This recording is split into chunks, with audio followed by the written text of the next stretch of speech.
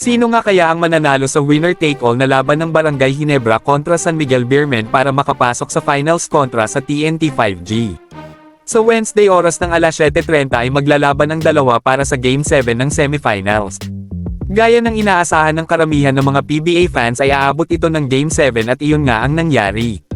Pero hindi inaasahan na magiging historic win ang Game 6 para sa Barangay Ginebra kung saan ang isang LA Tenorio pa ang kumana para umabot ito sa Game 7.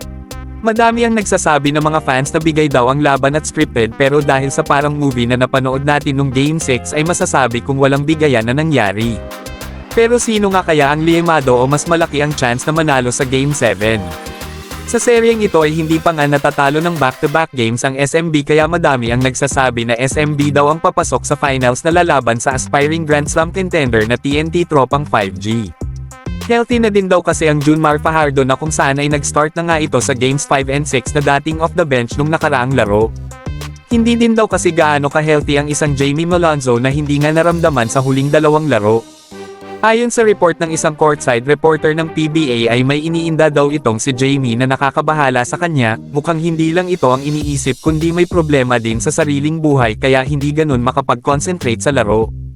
Alam naman natin na kung maganda kasi ang nilalaro ni Malonzo ay napakalaking chance na manalo ang Ginebra. Isa pang rason bakit nadedehado ang Ginebra ay dahil sa mukhang apektado ang kondisyon ng isang Jepet Aguilar. Ayon naman kay Coach Tim Cone ay nothing to worry para sa mga fans ng Ginebra dahil cramps lang daw ito at hindi injury. Kailangan lang i-manage ni Coach Tim Cone ang kanyang playing time para hindi na ito maulit lalo na at do or die na ang laro.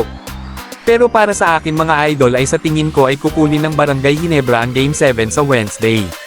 Una ay dahil sa nasa kanila ang momentum na kung saan ay akala ng lahat ay talo na pero panalo pa pala.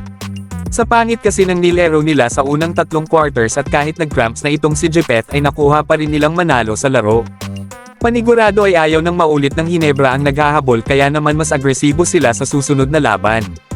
Ang pressure din ay nasa SMB na dahil halos 20 segundo na lamang ay papunta na sila sa finals kaso nga lang nagmintes pa ang isang free throw ng isang Junmar Fajardo, so going into Game 7 ay nasa Barangay Ginebra na talaga lahat ng momentum. Kailangan lang talagang mag-focus ni Jamie Malonzo sa laro at i-manage ang oras ni Jepet para hindi na mag-cramps. At higit sa lahat, nandyan din kasi ang sixth man ng Ginebra ng mga fans.